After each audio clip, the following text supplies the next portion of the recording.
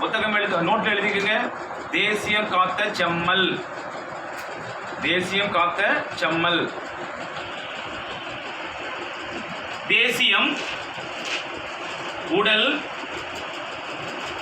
தேசியத்தை என்ன எப்படி சொல்றாரு பாருங்க. உடல், தெய்வீகம், உயிர் என கருதி. தேசியம் உடல், தெய்வீகம், உயிர் என கருதி மக்கள் தொண்டு செய்தவர் தான் பசும்பொன் முத்துராமலிங்க தேவர். தேசியம் உயிர், தெய்வீகம் உயிர், மன்னிக்கலாம், தேசியம் உடல், தேசியம் உடல், தெய்வீகம் உயிர் என கருதி மக்கள் தொண்டு செய்தவர் பசும்பொன் முத்துராமலிங்க தேவர்.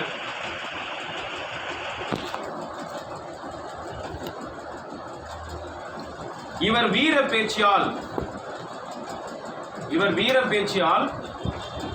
எத்தனையோ தியாகிகளையும் எத்தனையோ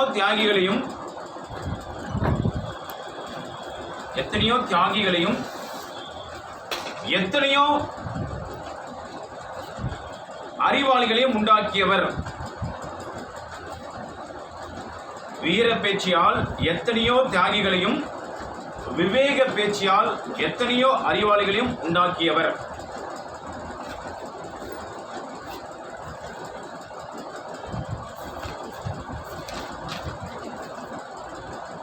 அடுத்த பாயிண்ட், உண்மையை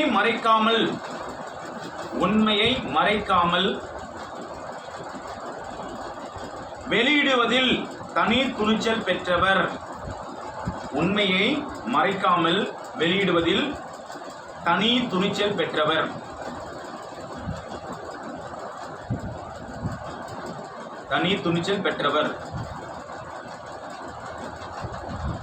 சுத்த தியாகி, முக்கியமான பாயிண்ட் பாத்துங்க. சுத்த தியாகி என்று தந்தை பெரியால் பாராட்ட பெற்றவர். சுத்த தியாகி. ஏற்கனவே தேசியம் காத்த செம்மல்னு யார் சொல்றாங்கன்னா திருவி கல்யாண சுந்தரன் சொல்றார். நல்லா கவனிக்கணும். இப்ப பெரியார் வந்து சுத்த தியாகின்னு சொல்றார். யாரு? முத்துராமலிங்க தேவர். பர்சனாலிட்டியுடைய பன்முகத்தன்மைனா தேசியம் உடலாக, தெய்வீகம் உயிராக என கருதி மக்கள் தொண்டு செய்தவர் தான் பசும்பொன் முத்துராமலிங்க தேவர். வீர பேச்சால் எத்தனையோ தியாகிகளையும், விவேக பேச்சால் எத்தனையோ அறிவாளிகளையும் உண்டாக்கியவர். உண்மையை மறைக்காமல் வெளியிடுவதில் தனி துணிச்சல் பெற்றவர். தந்தை பெரியாரால் சுத்த தியாகி என்று பாராட்ட பெற்றவர். இவருடைய பிறப்பு பாருங்க, கிபி 1908 ஆண்டு. 1908 ஆண்டு, 8ஆம் நாள் 1908 ஆண்டு அக்டோபர் திங்கள் 30ஆம் நாள் ராமநாதபுரம் மாவட்டம். 1908 அக்டோபர் 30ஆம் நாள் ராமநாதபுரம் மாவட்டத்தில் பசும்பொன் என்னும் ஊரில் செல்வ செழிப்பு மிகுந்த குடும்பத்தில் பிறந்தவர்.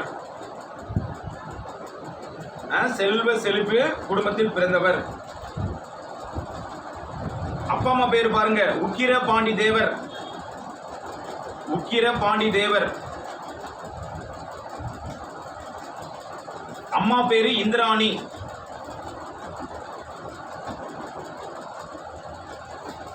உக்கிர பாண்டி தேவர், இந்திராணி அம்மையார்.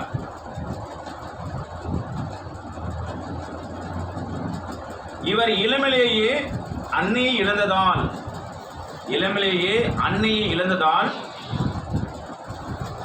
இஸ்லாமிய தாய் ஒருவரால் பாலூட்டி வளர்க்கப்பட்டார்.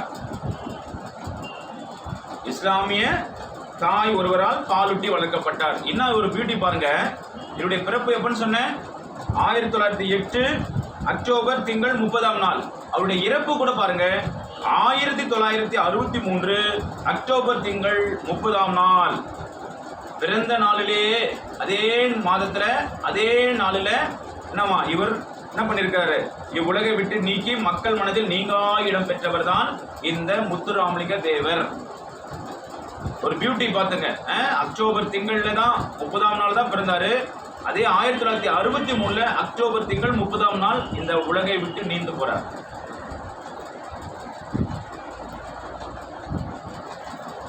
அடுத்து பாருங்க, முத்துராமலிங்க தேவர் தன் தொடக்க கல்வியை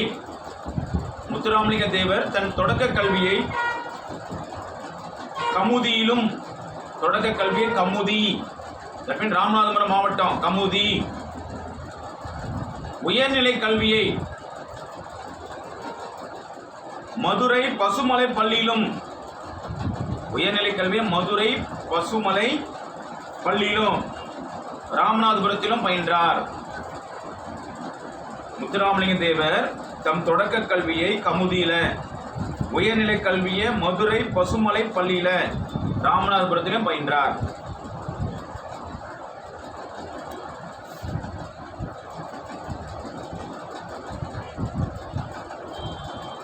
ஓகே, அடுத்து பாருங்க, இவர் படிக்கின்ற காலத்துல வந்து பாத்தீங்கன்னா ராமநாதபுரத்துல பிளேக் நோய் வந்து அதிகமா இருந்தனால அவருடைய படிப்பு பாதிலே நின்றுச்சு.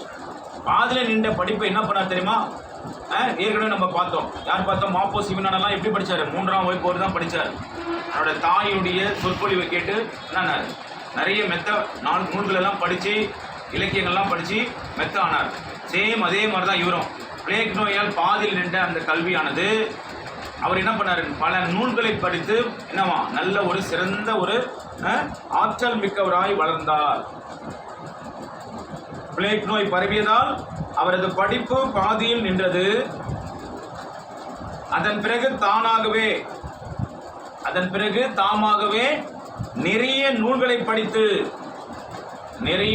படித்து தமது அறிவையும் ஆற்றலையும் வளர்த்து கொண்டார்.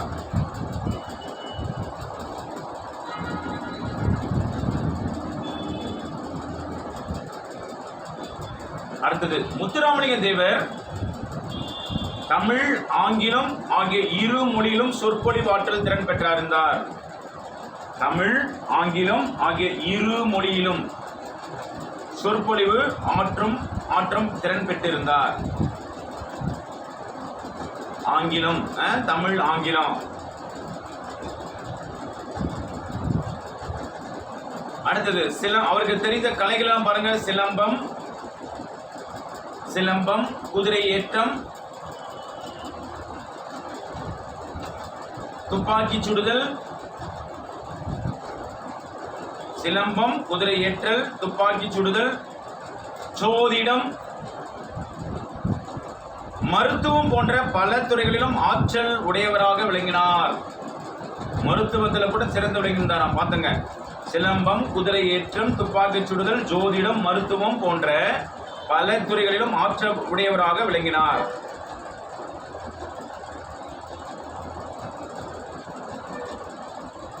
முத்துராமலிங்க தேவர் இளமையிலேயே அரசியல் ஆர்வம்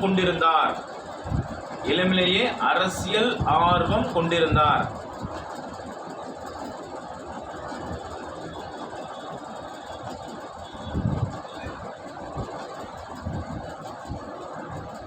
விடுதலை போராட்டத்தில் பங்கு. அடுத்த சப்தப்பை போட்டுங்க, விடுதலை போராட்டத்தில் பங்கு. ஏன்னா இது எல்லாமே நீங்க 8வது யூனிட்டுக்கு லிங்க் ஆகி படிக்கணும். அதுக்காக தான் இவ்வளோ டீட்டெயிலாக நான் கொடுக்குறேன். இது தமிழ் பாடம் கிடையாது, மறந்துங்க. தமிழ் புத்தகமே கிடையாது. நம்ம தமிழ் புத்தகம் மீண்டும் உங்களுக்கு நினைவுபடுத்துறேன்.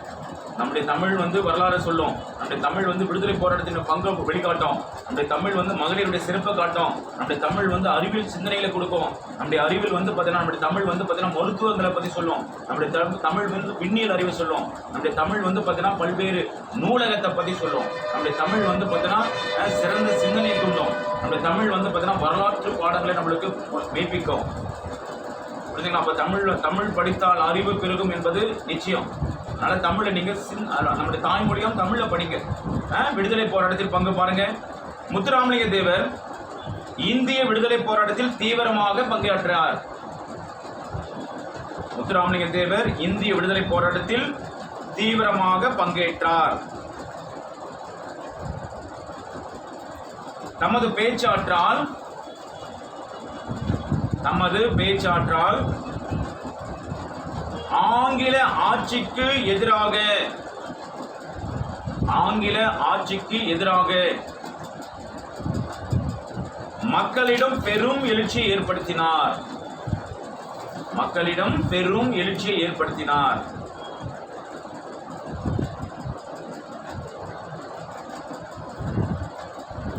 மேடைகளில்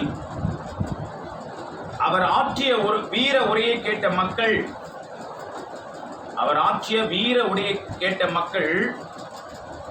ஆங்கில ஆட்சிக்கு எதிராக வீறு கொண்டு எழுந்தனர்.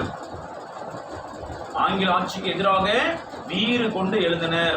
அப்ப பாரதி தான் பார்த்தோம், திருவிக்காவை பார்த்தோம் இல்லையா? அப்ப பார்த்தீங்கன்னா இவர் கூட பார்த்தீங்கன்னா வீர உரைகளை கேட்ட மக்கள் ஆங்கிலருக்கு எதிராக வராங்க. அப்ப பார்த்தீங்கன்னா எவ்வளவு மெத்த படிச்சவரா இருப்பாரு, மக்களை ஈர்க்கிற அந்த கலையை கத்திருக்கிறாரு.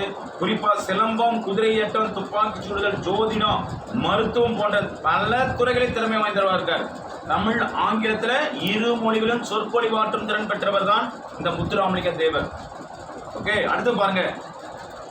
அதனால் அச்சமடைந்த ஆங்கில அரசு, அப்ப ஆங்கில அரசை பத்தி இவர் எதிர்த்து பேசுறதுனால ஆங்கில அரசு என்ன பண்ணாச்சு, பல முறை அவரை கைது செய்து சிறையில் அடைத்தது.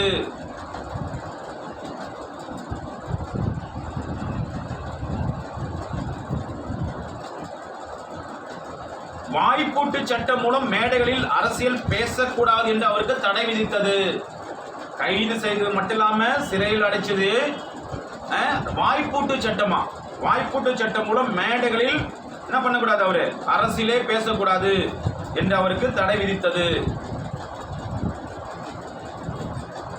வட இந்தியாவில் வாய்ப்பூட்டு சட்டத்தின்படி பேச தடை விதிக்கப்பட்ட தலைவர் யாரு?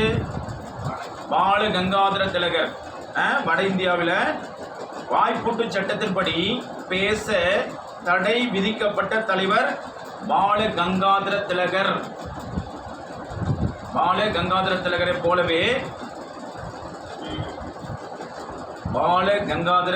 போலவே தென்னாட்டில் நம்முடைய தமிழகத்தில் அந்த வாய்ப்பூட்டு சட்டத்தின் மூலம் ஆட்பட்ட தலைவர் முத்துராமலிங்க தேவர் என்பது குறிப்பிடத்தக்கது. அப்ப வாய்ப்பூட்டு சட்டம் என்பது ஆங்கிலருக்கு எதிராக என்னவா அவர் நடந்த நிகழ்வுகளை வீர நடையில பேசுறது. அப்ப ஆங்கிலருக்கு நடந்த அந்த ஆங்கிலர் நமக்கு அணித்த அநீதிகள் எல்லாம் பார்த்தா மேடைகள் எல்லாம் பேசுவார். மேடைகளை பேசுற மக்கள் வீறு கொண்டு என்ன பண்ணாங்க, எல்லாமே இந்திய விடுதலை போராட்டத்தில் பங்கேற்றாங்க. அப்ப பாலகங்காதர் அங்க என்ன மகாராஷ்டிரால செஞ்சாரோ அதை தான் இவர் செஞ்சார். அந்த செஞ்சனால என்ன பண்ணாங்க, வாய்ப்பூட்டு சட்டம் என்ன போட்டு, நீ வாய்ப்பூட்டு சட்டத்தின் மூலமாக மேடைகளில் நீ அரசியல் பேசக்கூடாதுன்னு என்ன பண்ணாங்க, அவரை கண்டித்தாங்க. ஓகே, அடுத்து பாருங்க. இவரது விடுதலை வேட்கை அறிந்த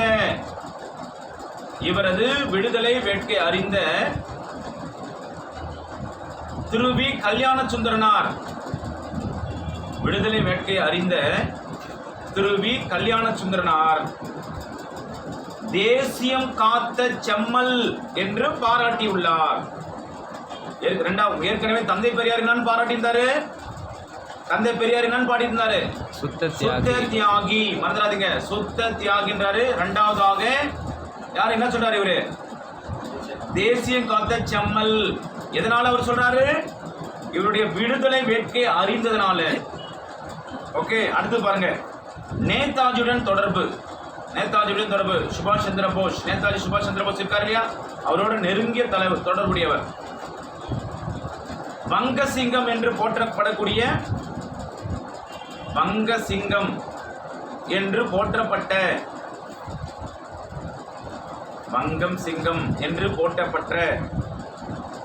நேதாஜி சுபாஷ் சந்திர போஸுடன் நெருங்கிய தொடர்பு கொண்டிருந்தார்.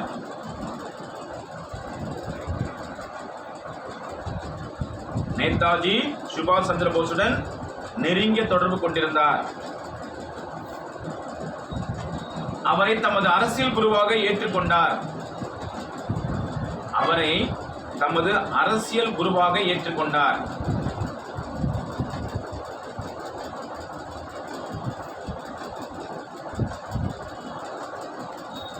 அடுத்த பாயிண்ட். முத்துராமலிங்க தேவரின் அழைப்பை ஏற்று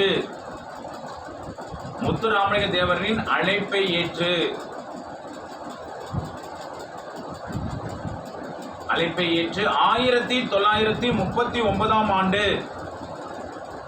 1939 ஆண்டு செப்டம்பர் திங்கள் 6ஆம் நாள், தட் மீன்ஸ் செப்டம்பர் 6 1939 நேதாஜி மதுரைக்கு வருகை தந்தார். நேதாஜி மதுரைக்கு வருகை தந்தார் செப்டம்பர் 6 1939.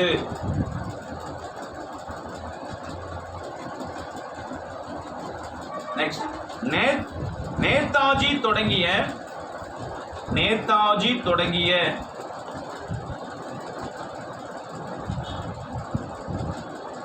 இந்திய தேசிய ராணுவத்தில், இந்தியன் நேஷனல் ஆர்மி INA, இந்திய தேசிய ராணுவத்தில் முத்துராமலிங்க தேவரின் முயற்சியால் ஏராளமான தமிழர்கள் இணைந்தனர்.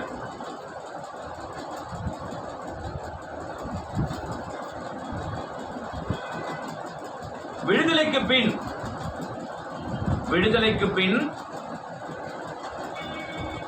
நேதாஜி என்னும் பெயரில்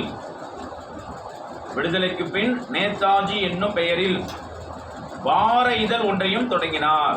நேதாஜி என்ற வார இதழ். பாருங்க, அப்போ எவ்வளவு பற்றாளராக, அரசியல் குருவாக மதுரைக்கு இவருடைய வேண்டுகோளுக்கு எனக்கு வராரு. இவர் முத்துராமலிங்க தேவரால தான் நிறைய தமிழர்கள் இந்திய தேசிய ராணுவத்தில் இணையறாங்க. அடுத்து பாருங்க, நமது பேச்சாற்றால்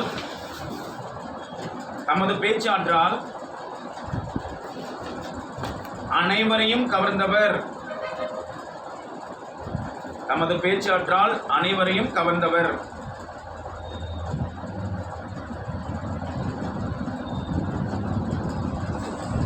முத்துராமலிங்க தேவர் முதலில், ரொம்ப முக்கியமான பாயிண்ட் பாருங்க, பேச்சாற்றல் மிக்கவர். எங்க ஃபர்ஸ்ட் பேசுறாரு பாருங்க. முதலில் சாயல்குடி என்னும் ஊரில், சாயல்குடி அண்டர்லைன் பண்ணிக்கங்க, சாயல்குடி என்னும் ஊரில் விவேகானந்தரின் பெருமை என்னும் தலைப்பில், விவேகானந்தரின் பெருமை என்னும் தலைப்பில் 3 மணி நேரம் உரையாற்றார். சாயல்குடி முதல் அங்கதான் ஒரு பேச்சாற்றல் வெளிப்படுது.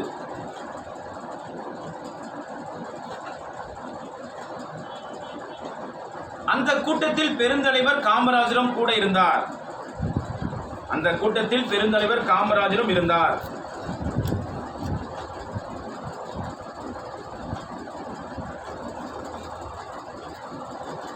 இது போன்ற ஒரு பேச்சை இதுவரை நான் கேட்டதில்லை.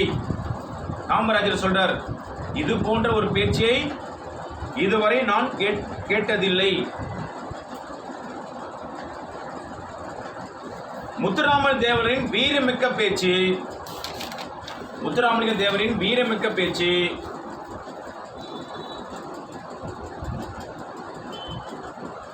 விடுதலை போருக்கு மிகவும் உதவும் என்று காமராஜர் மகிழ்ந்தார். முதலாவது யார் சொல்றார்? தந்தை பெரியார் சுத்த தியாகின்னு சொல்றார். இவருடைய விடுதலை பேட்டியை பார்த்த திருவிக்கா தேசிய காத்த செம்மன் சொல்றார். இவருடைய முதல் பேச்சை கேட்ட காமராஜர் என்ன சொல்றாரு?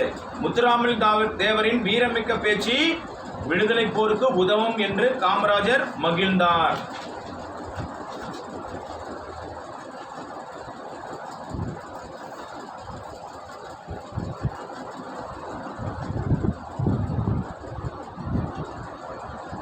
அது மட்டும் இல்லாம பல தலைவர்கள் இவர் என்ன சொல்லுவாங்கன்னா தென்னாட்டு சிங்கம் என்று தேவரை சொல்வார்கள். பல தலைவர்கள் முத்துராமலிங்க தேவரின் பேச்சாற்றலை பாராட்டி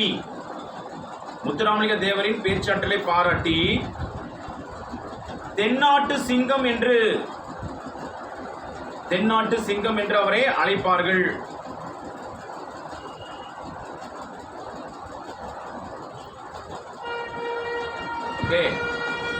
அடுத்து பாருங்க, அறிஞர் அண்ணா என்ன சொல்றாரு பாருங்க. அறிஞர் அண்ணா என்ன சொல்றாரு பாருங்க. அவர் பேசத்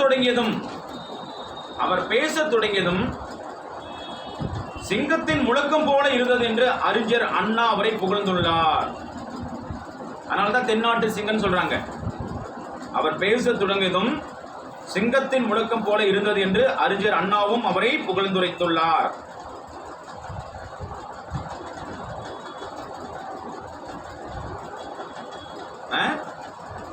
அவர் பேசத் தொடங்கியதும் சிங்கத்தின் முழக்கம் போலவே இருந்தது என்று அறிஞர் அண்ணாவும் அவரை புகழ்ந்துரைத்துள்ளார். அடுத்து ராஜாஜி என்ன சொல்றாரு பாருங்க. ராஜாஜி என்ன பாராட்டுறார் பாருங்க.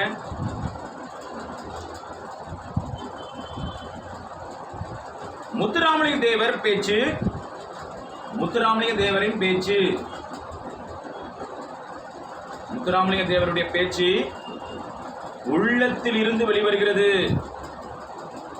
உள்ளத்தில் இருந்து வெளிவருகிறது, உதடுகளிலிருந்து அல்ல. உள்ளத்திலிருந்து வெளிவருகிறது, உதடுகளிலிருந்து அல்ல.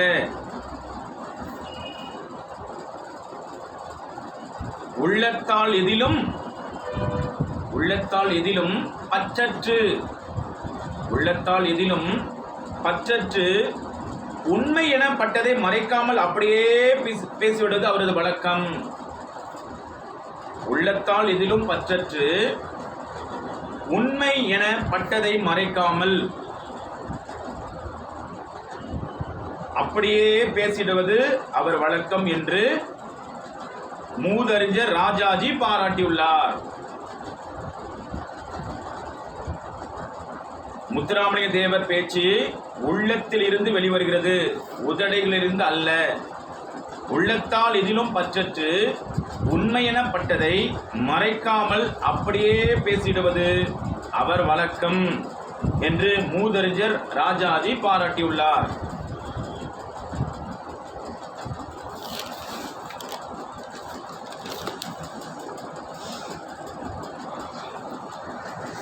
நெக்ஸ்ட் வட இந்திய இதழ்கள் அவர் எப்படி பாராட்டுது பாருங்க. வட இந்திய இதழ்கள் பாராளுமன்றத்தில் இவர் ஆங்கிலத்தில் பேசிய பேச்சை, பாராளுமன்றத்தில் இவர் ஆங்கிலத்தில் பேசிய பேச்சு வெள்ளையர் காலத்தில், பாராளுமன்றத்தில் இவர் ஆங்கிலத்தில் பேசிய பேச்சு வெள்ளையர் காலத்தில் விட்டல்பாய் வல்லபாய் பட்டேல், வெள்ளையர் காலத்தில் விட்டல்பாய் வல்லபாய் பட்டேல் போன்ற மேதைகள் பேசிய பேச்சை போல இருந்ததாக, விட்டல்பாய் வல்லபாய் பட்டேல் போன்ற மேதைகள் பேசிய பேச்சை போல் இருந்ததாக வட இந்திய இதழ்கள் பாராட்டின. வட இந்திய இதழ்கள் பாராட்டின.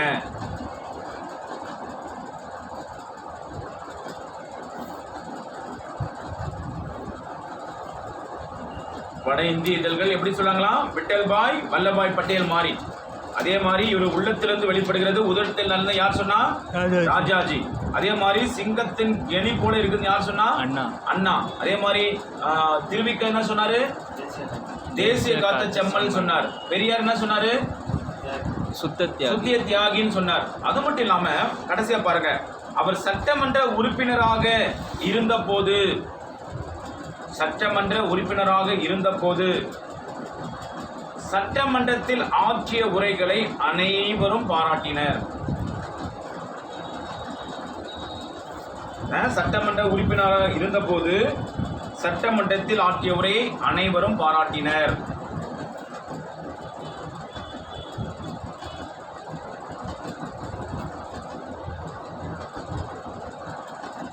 அடுத்து தேர்தல் வெற்றிகள் என்ற சப் டாபிக் போட்டுங்க. தேர்தல் வெற்றிகள்.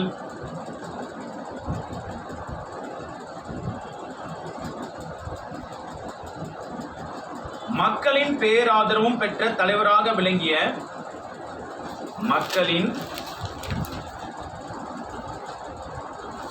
பேராதரவு பெற்ற தலைவராக விளங்கியவர் பசும்பொன் முத்துராமலிங்க தேவர்.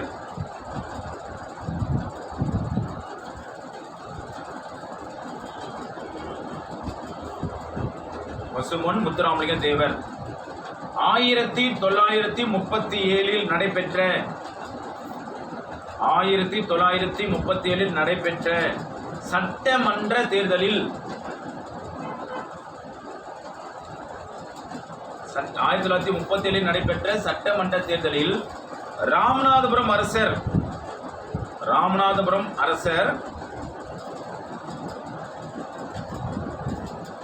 சண்முக ராஜேஸ்வர சேதுபதியை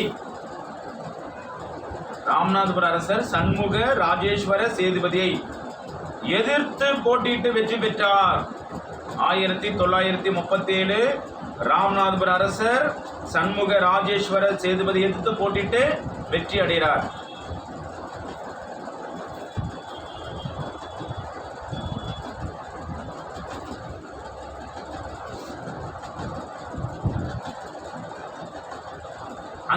அந்த டைம்ல என்ன நடந்ததுன்னா, ஒரு இன்சிடென்ட் படிக்கிறேன் பாருங்க.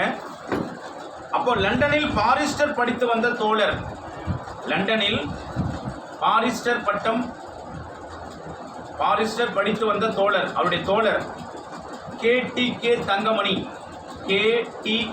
தங்கமணி, பாரிஸ்டர் படித்து வந்த தோழர் KTK தங்கமணி இந்த தேர்தலில் ராமநாதபுரம் மன்னரை எதிர்த்து போட்டியிட்ட தேவர். இந்த தேர்தலில் ராமநாதபுரம் மன்னரை எதிர்த்து போட்டியிட்ட தேவர் அவர்களின் வெற்றியையும், அப்ப 2 பேர் அந்த 1937 2 பேர் தேர்தலில் முக்கியமான ஒருத்தர் பர்சனாலிட்டியா இருக்காங்க. ஒன்னு ராமநாதபுரம் மன்னரை எதிர்த்து போட்டியிட்ட யாரு? பசும்பொன் முத்துராமலிங்கர். 2வது பாருங்க, பொப்பிலி அரசரை எதிர்த்து போட்டியிட்ட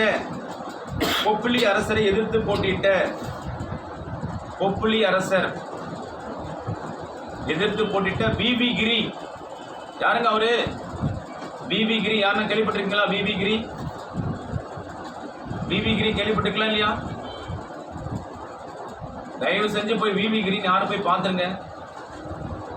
குடியரசுத் தலைவரா, துணை குடியரசுத் தலைவரா இருந்திருக்கிறாரா? தயவு செஞ்சு பாருங்க. VV கிரி.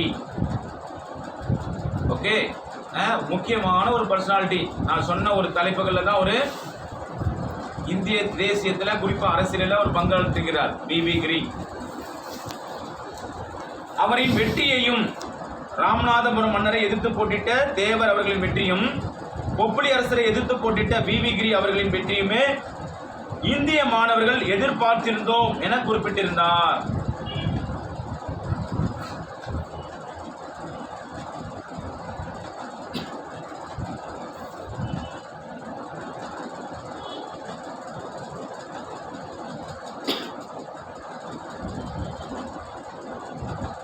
அடுத்த பாயிண்ட், 1946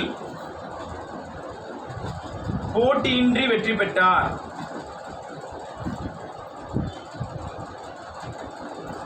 1946 போட்டியின்றி வெற்றி பெற்றார்.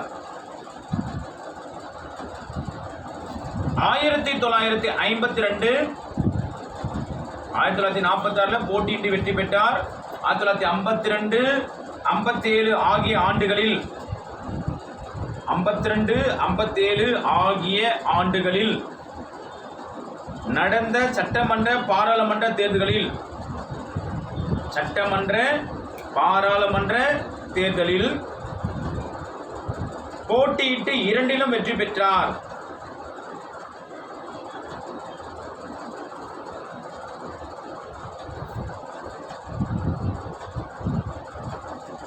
ஆயிரத்தி 1962 அப்ப இவருடைய தேர்தலை பார்த்தீங்கன்னா 1937, 1946, 1952, 1957, 1962. அப்ப 1962 பாராளுமன்ற தேர்தலில், that mean member of parliament MP election, பாராளுமன்ற தேர்தலில் உடல் நலக்குறைவு காரணமாக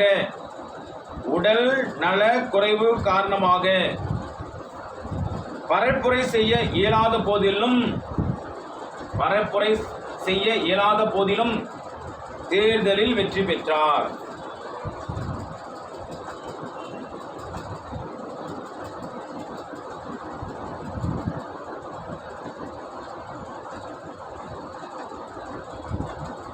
மீண்டும் ஒரு முறை கிளான் பண்ணுவார். 37, 46, 52, 57, 1962. ஓகேங்களா? எப்ப இறந்து போனார் பார்த்து நம்ம 1963 இறந்துடுறார் இல்லையா? குட். அடுத்து பாருங்க, குற்ற பரம்பரை சட்ட எதிர்ப்பு மாநாடு. குற்ற பரம்பரை சட்ட எதிர்ப்பு மாநாடு.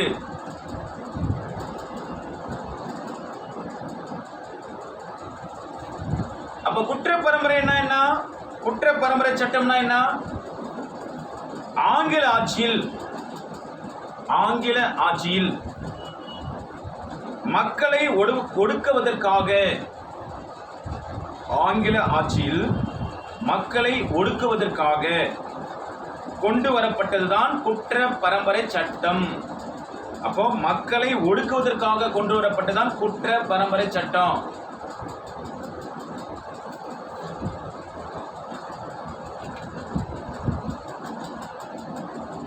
கொண்டு வரப்பட்ட சட்டம் குற்ற பரம்பரை சட்டம். அந்த சட்டம் என்ன சொல்லுதுன்னா, பிறப்பாலே ஒருவரை குற்றவாளியாக கருதும், பிறப்பாலே ஒருவரை குற்றவாளியாக கருதும் அச்சட்டத்தை, பிறப்பாலே ஒருவரை குற்றவாளியாக கருதும் அச்சட்டத்தை நீக்குவதற்காக மக்களை திரட்டி பல்வேறு போராட்டங்களை நடத்தினார். பிறப்பாலே ஒருவரை குற்றவாளியாக கருதும் அச்சட்டத்தை நீக்குவதற்காக மக்களை திரட்டி பல்வேறு போராட்டங்களை நடத்தினார்.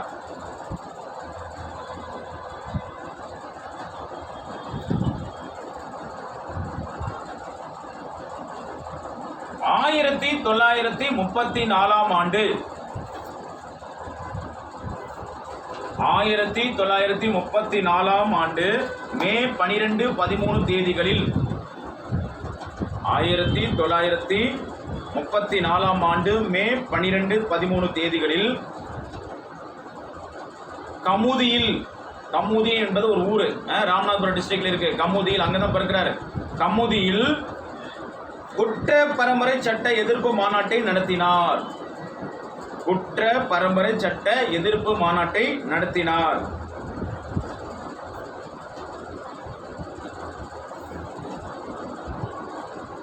குற்ற பரம்பரை சட்ட எதிர்ப்பு மாநாடு கமுதி 1934, முத்துராமலிங்க தேவர் தலைமையில மே 12, 13. அப்ப அந்த மாநாட்டுடைய விளைவு என்ன? 1948 ஆண்டு அச்சட்டம் நீக்கப்பட்டது. 1948 ஆண்டு முத்துராமலிங்க தேவரின் தொடர் போராட்டத்தால் குற்ற பரம்பரை சட்டம் நீக்கப்பட்டது.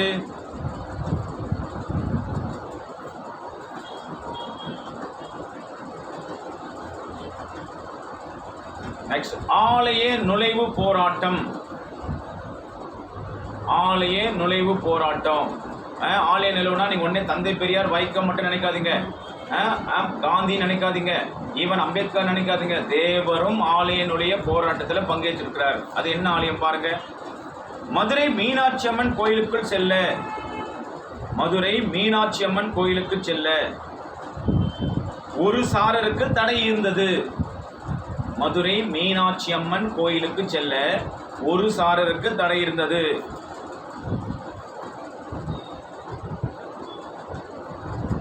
அத்தடையை எதிர்த்து 1939 ஆண்டு ஜூலை திங்கள் 8ஆம் நாள், ஜூலை திங்கள், அப்போ 1939 ஜூலை திங்கள் 8ஆம் நாள் வந்து திட்டமிடுறார். மதுரை வைத்தியநாத ஐயர் கோயில் நுழைவு போராட்டம் நடத்த திட்டமிட்டார். மதுரை வைத்தியநாத ஐயர் கோயில் நுழைவு போராட்டம் நடத்த திட்டமிட்டார்.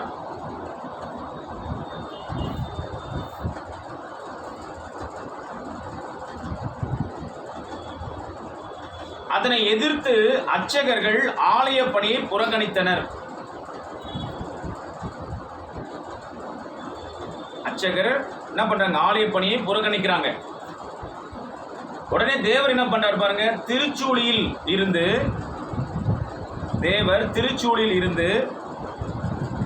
அர்ச்சகர்கள் இருவரை அழைத்து வந்து, திருச்சூழில் இருந்து அர்ச்சகர் இருவரை அழைத்து வந்து ஆலய நுழைவு போராட்டத்தை வெற்றி பெற செய்தார். ஆலய நுழைவு போராட்டத்தை வெற்றி பெற செய்தார். அப்ப முதல்ல குற்ற பரம்பரை சட்டம், அந்த குற்ற பரம்பரை சட்டம் எப்போ 1934 மாநாடு நடத்துறாரு, தொடர்ந்து போராட்டம் நடத்துறாரு. 1948 சட்டம் என்ன பண்ணுச்சு, நீக்கப்பட்டாங்க. அதே மாதிரி 1939 ஜூலை திங்கள் 8ஆம் நாள்ல மதுரை வைத்தியநாதர் ஐயர் கோயில் நுழைவு போராட்டம் நடத்த திட்டமிட்டு அர்ச்சகர்கள் புறக்கணித்த போதும் திருச்சூழிலிருந்து 2 அர்ச்சகர்களை கொண்டு வந்து அந்த ஆலய நுழைவு போராட்டத்தை வெற்றி பெற செய்தார். அடுத்து விவசாயிகள் தோழராக, அடுத்து பாருங்க முத்துராமலிங்க தேவர் என்ன செய்யறார், விவசாய தோழராக.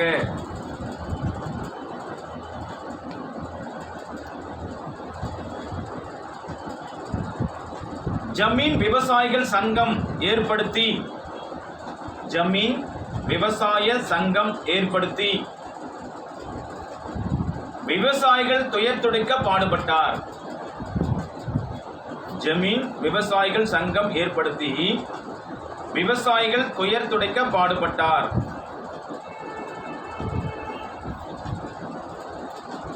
உழுபவர்களுக்கே நிலம் என்றார். உழுபவர்களுக்கே நிலம் என்றார்.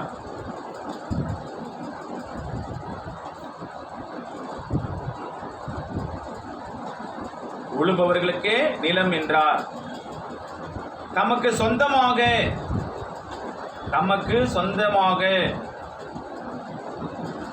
32 அறை சிற்றூர்களில் இருந்த 32 அறை 32 அறை சிற்றூர்களில் இருந்த விளை நிலங்களை குத்தகை இல்லாமல் உழுவருக்கே பங்கிட்டு கொடுத்தார்.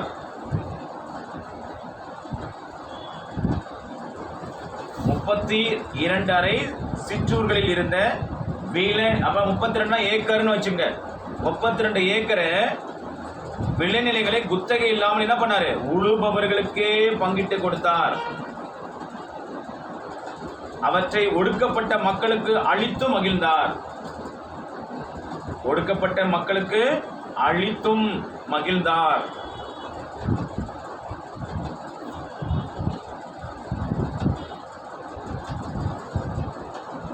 அடுத்தது கூட்டுறவு சிந்தனையாளர். கூட்டுறவு சிந்தனையாளர்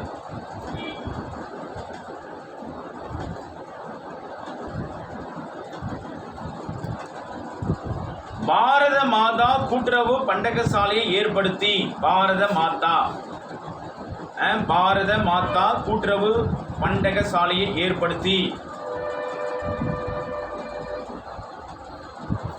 விவசாயிகளின் விளைபொருட்களுக்கு சரியான விலை கிடைக்க செய்தார். பாரத மாதா கூட்டுறவு பண்டகசாலை ஏற்படுத்தி விவசாயிகளின் விளைபொருளுக்கு சரியான விலை கிடைக்க செய்தார். அதுக்கு முன்னாடி நடந்ததுன்னா, கமுதியில வியாபாரிகள் விவசாய உற்பத்தியின் பொருட்களை குறைந்த விலைக்கு வாங்கியதால் விவசாயிகள் பாதிக்கப்பட்டாங்க.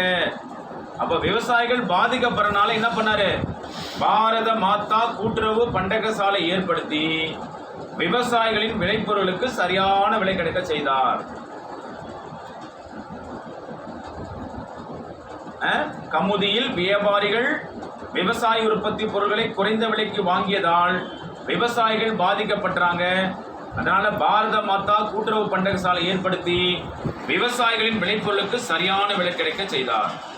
அடுத்து பாருங்க தொழிலாளர் தலைவர். தொழிலாளர் தலைவர்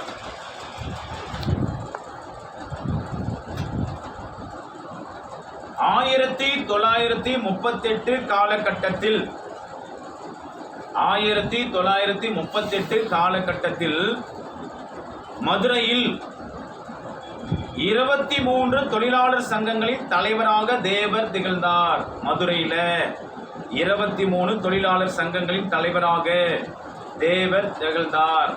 தொழிலாளர்களின் தந்தை என்று அழைக்கப்பட்டவர் தமிழகத்தில் திரு.வி. கல்யாண சுந்தரனார். அவர் தான் முதல் 1920 தொழிற்சங்கங்களை ஏற்படுத்தி தொழிலாளர்களுக்காக மேடைகள் எல்லாம் பேசி ஒருங்கிணைத்து பல போராட்டங்களை முன்னெடுத்தினவர். அப்ப பாத்தீங்கன்னா 1938 காலகட்டத்தில் மதுரையில 23 தொழிற்சங்கத்துடைய தலைவராக இருக்கிறார். யாரு? பசும்பொன் முத்துராமலிங்கர். குறிப்பா அதுல மதுரையில் இருந்த நூற்பு ஆலை ஒன்றில் வேலை செய்த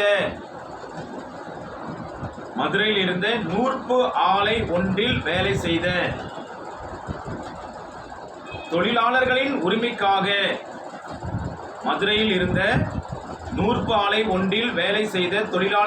உரிமைக்காக தோழர் ப. ஜீவானந்தத்துடன் இணைந்து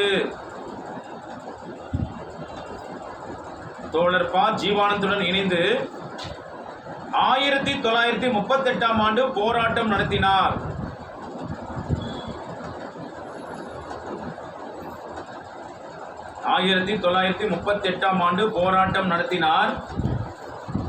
அதற்காக 7 திங்கள் சிறை தண்டனை பெற்றார். அதற்காக 7 திங்கள், திங்கள் என்ன? மாதம் அர்த்தம் இல்லையா? அப்ப 7 மாதம் சிறை தண்டனை பெற்றார்.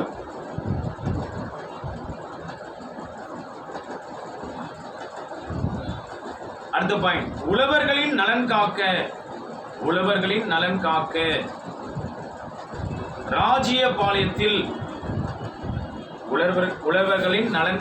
ராஜ்யபாளையத்தில் மிக பெரிய அளவிலான மாநாடை ஒன்றை நடத்தினார். அப்ப உழவர் மாநாடு, உழவர்களின் நலன் காக்க மாநாடு எங்க நடந்துச்சு? ராஜ்யபாளையம். அதே மாதிரி பாத்தீங்கன்னா ஏற்கனவே பார்த்தோம், குற்ற பரம்பரை சட்ட மாநாடு எங்க நடந்துச்சு? குற்ற பரம்பரை சட்ட மாநாடு எங்க? கமுதியில நடத்தினாரு. ஊர் பேரெல்லாம் கொஞ்சம் பார்த்துங்க. மதுரையில மதுரை வைத்தியநாதர் கோயில் ஆலய நுழைவு போராட்டம் நடத்துறாரு. ஓகே, அடுத்து பாருங்க, அதே கமுதியில பாரத மாதா கூட்டுறவு பண்டசாலை ஏற்படுத்துறாரு. ஓகே, அடுத்து பாருங்க, பெண்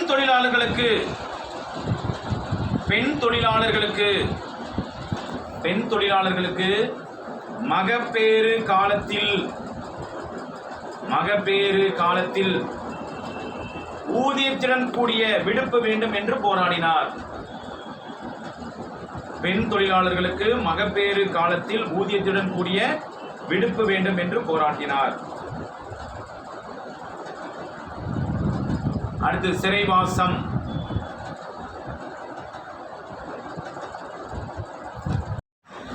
சுதந்திர போராட்டத்தில் மிக தீவிரமாக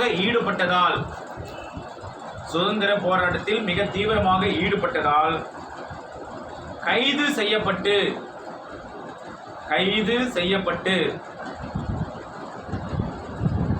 அலிப்பூர்,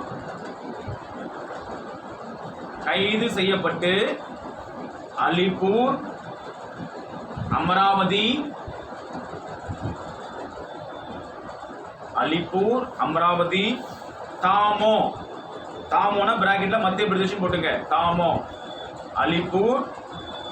அலிப்பூர் மத்திய, அதாவது அமராவதி, தாமோ, கல்கத்தா, சென்னை, வேலூர் போன்ற சிறைகளில் சிறை வைக்கப்பட்டிருந்தார்.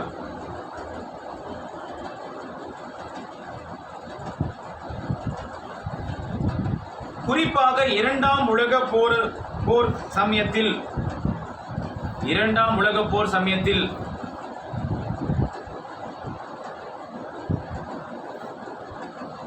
மத்திய பிரதேசின் தாமோ என்னும் நகரில், மத்திய பிரதேசில் உள்ள தாமோ என்னும் நகரில் உள்ள இராணுவ சிறையில் அடைக்கப்பட்டு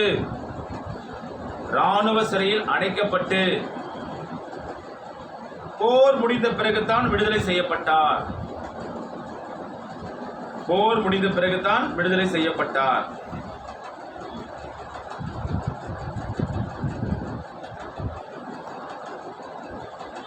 பசும்பொன் முத்துராமலிங்க தேவர். அடுத்த பாயிண்ட், பசும்பொன் முத்துராமலிங்க தேவர் இம்மண்ணுலகில் வாழ்ந்த நாள்கள். பசும்பொன் முத்துராமலிங்க தேவர் இம்மண்ணுலகில் வாழ்ந்த நாட்கள் 20,075 நாட்கள். 20,075 நாட்கள் தான் வாழ்ந்திருக்கிறார். 1908 இருந்து 1963 நீங்க கூட்டி கழிச்சு பார்த்தீங்கன்னா 20,075 நாட்கள். அதில் சுதந்திர போராட்டத்திற்காக சிறையில் கழித்த நாட்கள், சுதந்திர போராட்டத்திற்காக சிறையில் கழித்த நாட்கள் 4000 நாட்கள். 4000 நாட்கள். தன் வாழ்நாளில் 5 ஒரு பங்கினை, தன் வாழ்நாளில் 5 பங்கினை சிறையில் கழித்த தியாகச் செம்மல் முத்துராமலிங்க தேவர் ஆவார். சிறையில் கழித்த தியாகச் செம்மல் முத்துராமலிங்க தேவர்.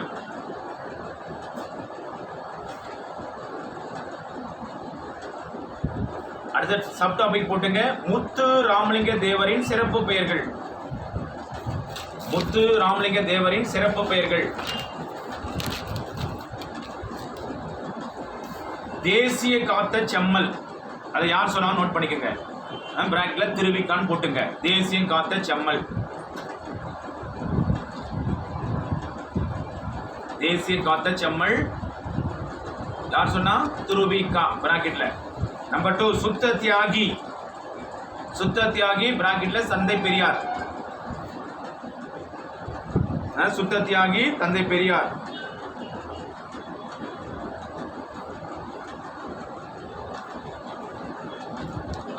அடுத்தது தென்னாட்டு சிங்கம்.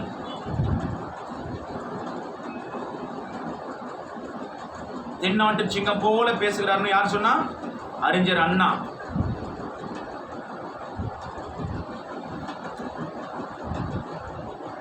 அதே மாதிரி ராஜாஜி சொல்றாரு, என்னது? உண்மையான பட்டதை மறைக்காமல் அப்படியே பேசுறவன்னு சொன்ன ராஜாஜி சொன்னார்.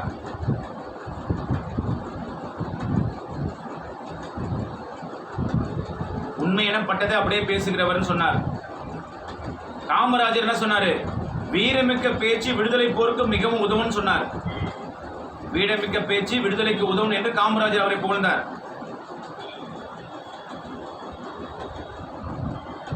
வட இந்திய இதழ்கள் என்ன சொல்லுச்சு?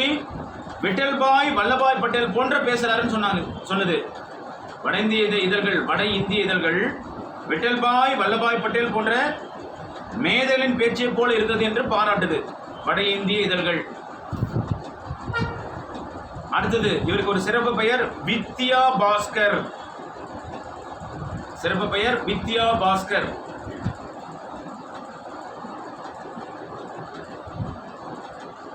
அடுத்தது பிரவசன கேசரி. பிரவசன கேசரின்னு அழைக்கிறாங்க. சிறப்பு பெயர் பிரவசன கேசரி. அடுத்து ஒரு சிறப்பு பெயர் சன்மார்க்க சண்ட மாருதம். சன்மார்க்க சண்ட மாருதம். மறந்துடாதீங்க, சன்மார்க்னா நீங்க உடனே அங்க போயிடக்கூடாது. எங்க யாரையும் சொல்லக்கூடாது. ராமலிங்க அடிகளார போல சன்மார்க்கு சண்டை. சண்டை இன்னும் 3 சொல்லி சண்ட மாருதம் அழைக்கிறாங்க. சிறப்பு பெயர். அடுத்தது இந்து புத்த சமய மேதை. இந்து புத்திய சமய மேதை. இந்து புத்த சமய மேதை. அடுத்தது விவேகானந்தரின் தூதராக. விவேகானந்தருடைய தூதராக. நேதாஜியின் தளபதியாக. விவேகானந்தருடைய தூதர், நேதாஜியின் தளபதி. நேதாஜிக்கு தளபதி மட்டும் இல்ல, சத்தியசீலராக. தளபதியாக, சத்தியசீலராக. அடுத்தது முருக பக்தராக. முருக பக்தர் இவரு. அது இல்ல, அது மட்டும் இல்ல, ஆன்மீக புத்திரரா. ஆன்மீக புத்திரராக. விவேகானந்தின் தூதராக, நேதாஜியின் தளபதி மற்றும் சத்தியசீலராக, முருக பக்தராக, ஆன்மீக புத்திரராக, தமிழ் பாடும் சித்தராக. அடுத்தது தமிழ் பாடும் சித்தர். தமிழ் பாடும் சித்தராக.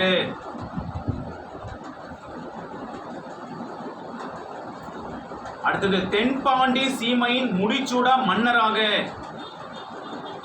தென்பாண்டி சீமையின் முடிசூடா மன்னராக.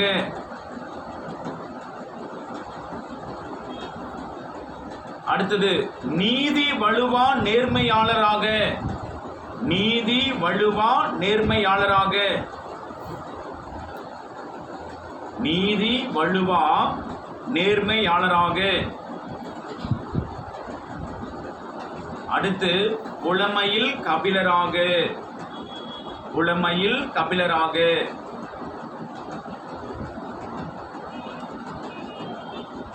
வலிமையில் கரிகாலனாக.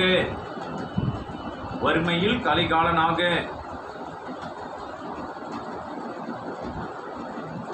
கொடையில் கர்ணனாக. கொடையில் கர்ணனாக.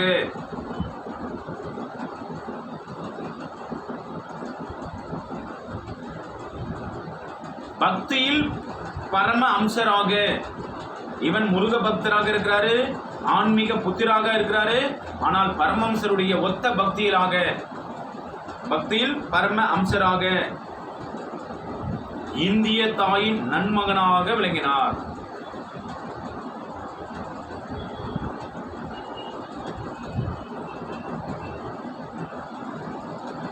அது மட்டும் இல்லைங்க, பொது தொண்டும் இடையூறாக இருக்கும் என கருதி, பொது தொண்டு இடையூறாக இருக்கும் என கருதி திருமணம் செய்து கொள்ளாமலே தியாக வாழ்வு வாழ்ந்தவர்.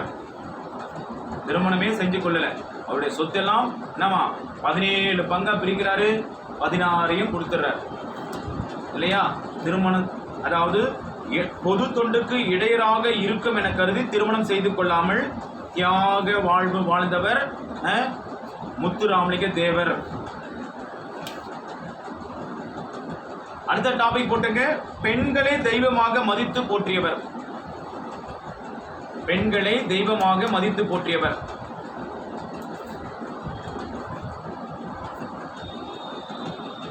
தேவர் 1936-55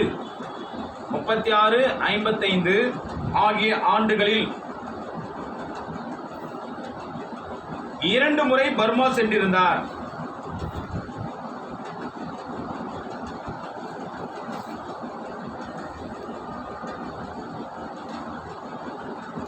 பர்மாவில் புத்த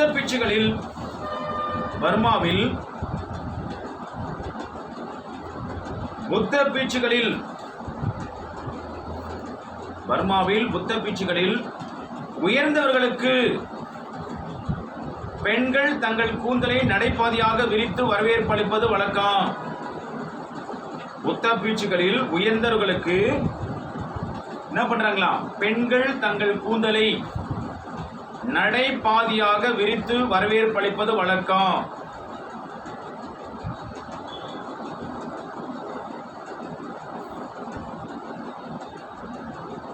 தேவர் பர்மா சென்றிருந்த போது அவருக்கும் அத்தகைய வரவேற்பு அளிக்க முன்வந்தனர். தேவர் பர்மா சென்றிருந்த போது அவருக்கும் அத்தகைய வரவேற்பு அளிக்க முயன்றனர். அவருக்கும் அத்தகைய வரவேற்பு அளிக்க முன்வந்தனர். இது பெண்களை இழிவுபடுத்துவதாக உள்ளது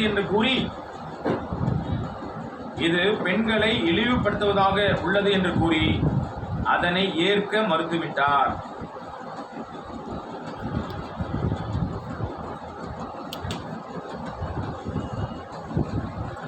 அடுத்து 1936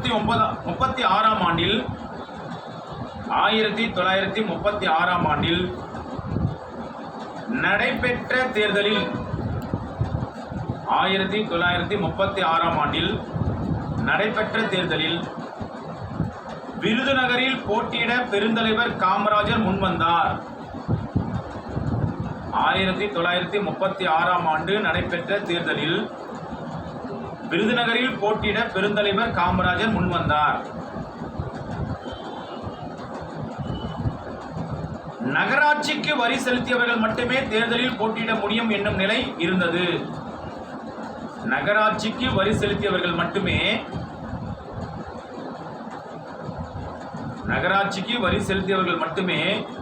தேர்தலில் போட்டியிட முடியும் என்னும் நிலை இருந்தது. எனவே நகராட்சிக்கு வரி செலுத்தியவர்கள் மட்டுமே தேர்தலில் போட்டியிட முடியும் என்னும் நிலை இருந்தது. எனவே முத்துராமலிங்க தேவர் ஒரு ஆட்டுக்குட்டியை வாங்கி காமராஜர் பெயரில் ஒரு ஆட்டுக்குட்டியை வாங்கி காமராஜர் பெயரில் வரி கட்டி அவர்களை தேர்தலில் போட்டியிட வைத்தார். காமராஜர் பெயரில் வரி கட்டி அவரை தேர்தலில் போட்டியிட வைத்தார்.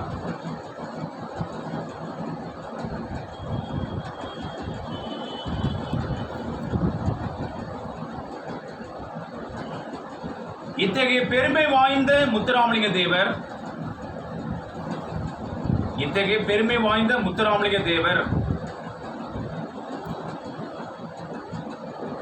கிபி 1963 ஆண்டு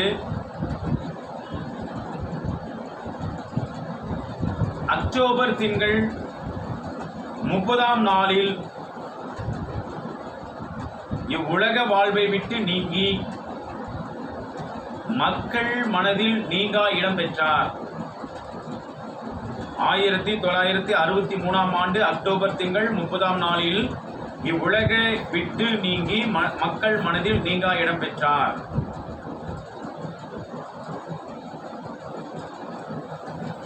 அடுத்தது, பசும்பொன்னில் உள்ள முத்துராமலிங்க தேவர் நினைவிடத்தில்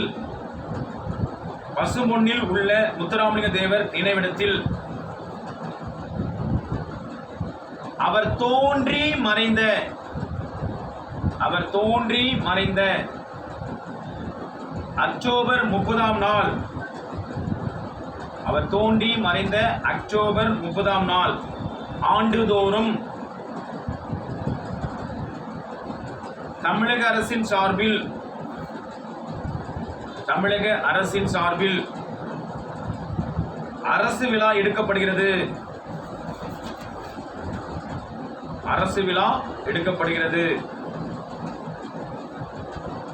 அடுத்த பாயிண்ட், தமிழக சட்டமன்றத்தில்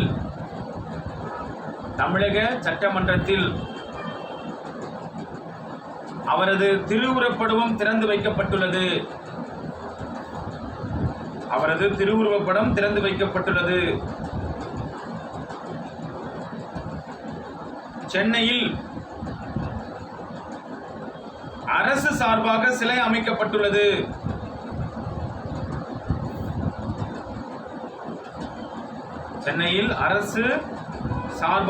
அமைக்கப்பட்டுள்ளது. இந்திய நாடாளுமன்ற வளாகத்தில் சிலை வைக்கப்பட்டுள்ளது.